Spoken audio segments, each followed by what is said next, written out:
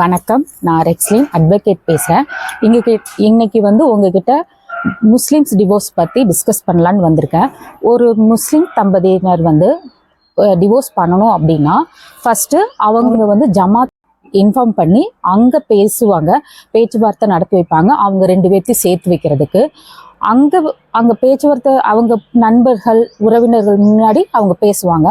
அப்படி அங்கே பேசும்போது அந்த தம்பதியினர்களுக்கு இடையில வந்து பேச்சுவார்த்தை வந்து சரியாக வரல, பயன் அளிக்கவில்லை அப்படின்னா தான் அவங்க தலாக் சொல்கிறதுக்கு வருவாங்க.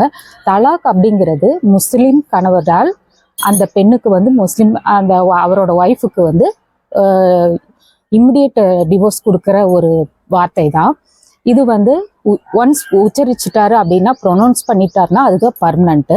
இந்த தலாக் வந்து எப்படி ப்ரொசீஜராக சொல்லணும் அப்படிங்கிறது Muslim woman protection of rights on marriage act இதில் வந்து சொல்லியிருக்காங்க. இப்போ தலாக் வந்து எப்படி சொல்லணும் அப்படின்னா, 3 தலாக்கு அது வந்து ஒவ்வொரு மாதமும் கால இடைவெளியில தான் சொல்லணும். இதை வந்து இதாக் பீரியடு அப்படின்னு சொல்லுவாங்க. இந்த இதாக் பீரியடு அப்படிங்கிறது மாத விலக்கு காலகட்டத்தை தான் சொல்றாங்க. இந்த மாத விலக்கு காலகட்டத்தில் வந்து கண்டிப்பா அனுசரிச்சே ஆகணும். ஏன் அப்படின்னா, இப்போ அந்த பெண்மணி வந்து அந்த மனைவி வந்து கன்சீவா இருக்காங்க அப்படின்னா, அந்த குழந்தைக்கு நாளைக்கு வந்து ஃபாதர் யாரு அப்படிங்கிறது சட்ட சிக்கல்லாம் வரும். இதையெல்லாம் தவிர்க்கிறதுக்கு தான் இந்த 3 மாத கால இடைவெளி கண்டிப்பா அனுசரிச்சே ஆகணும். இந்த எக்ஸாக்ட் பீரியட்ல வந்து எப்படி ஃபாலோ பண்ணணும்னா, ஒவ்வொரு மாசமும் நோட்டீஸ் அனுப்பி தான் இந்த தலாக் சொல்லணும். அந்த தலாக் வந்து சொல்றதும் நோட்டீஸ் அனுப்பி அதில் சாட்சிகள் முன்னிலையில தான் சொல்லணும். இந்த எக்ஸாக்ட் பீரியடில் அந்த மனைவிக்கு இவர் வந்து மெயின்டெனன்ஸ் கண்டிப்பாக கொடுத்துருக்கணும். இப்போ வந்து 3 மாதம் ஒரு 2 தலாக் சொல்லிட்டார் அப்படின்னா, 3ஆவது தலாக் சொல்ற அந்த டைம்ல வந்து ஹஸ்பண்ட் அண்ட் ஒய்ஃப் சேர்ந்துட்டாங்க அப்படின்னா அது செல்லாது. திருப்பி அவங்க சொல்லணும் அப்படின்னா ஃபர்ஸ்ட்ல இருந்து தான் ப்ரொசீஜரா சொல்லணும். இதுதான் தலாக்கோட ப்ரொசீஜர். இதுவே ஹஸ்பண்ட் இறந்துட்டாரு அப்படின்னா இந்த எக்ஸாக்ட் பீரியட் வந்து 4 மந்த் 10 days ஃபாலோ பண்ணணும். ஏன் அப்படின்னா, இன்கேஸ் அந்த மனைவி வந்து கன்சீவாக இருந்தாங்கன்னா அதுவும் இதே மாதிரி தான் குழந்தையோட ஃபியூச்சர் யார் அப்பா அப்படிங்கிறது ஒரு நடைமுறைக்கு கொண்டு வர்றதுக்கு தான் இந்த மாதிரி இறந்துட்டாருன்னா 4 month 10 days ஃபாலோ பண்ணணும்.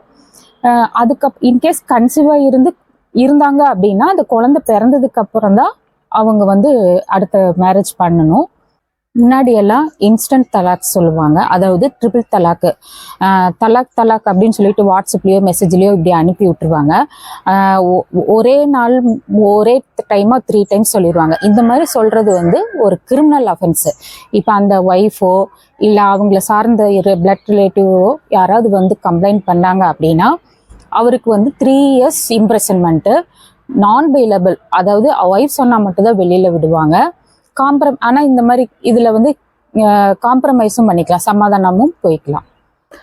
தலாக் சொல்லப்பட்ட பெண்மணி முஸ்லீம் பெண்மணிக்கு வந்து மெயின்டெனன்ஸ் வாங்குறது வந்து அவங்களோட உரிமை தான். அவங்களுக்கும் அவங்களை சார்ந்தவர் குழந்தைகளுக்குமே வாங்கலாம். இது நீதிமன்றத்தை நாடி நீதிமன்றம் அவங்களுக்கான அமௌண்ட் எவ்வளவு அப்படிங்கிற அளவை வந்து நிர்ணயிப்பாங்க.